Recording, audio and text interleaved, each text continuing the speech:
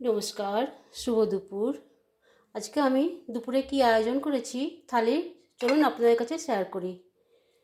নিলাম বাটি ছাপিয়ে এক বাটি গরম ভাত, একটি কাঁচা লঙ্কা, দু টুকরো লবণ, দু টুকরো লেবু, সামান্য পরিমাণে লবণ,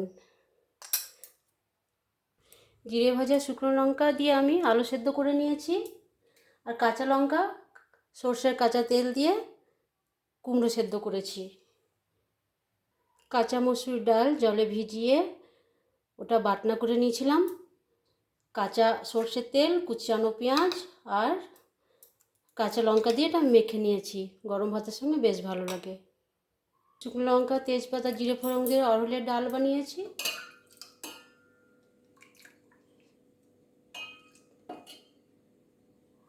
পরিমাণ মতো লবণ, হলুদ দিয়ে পেঁয়াজ, রসুন, আদা, লঙ্কা সমস্ত মশলা দিয়ে আমি আজকে চিকেন কারি করেছি।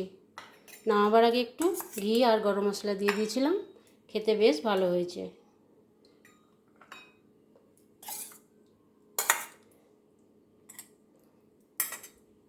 সঙ্গে আছে পাঁপড় ভাজা, এক গ্লাস জল তো আছেই।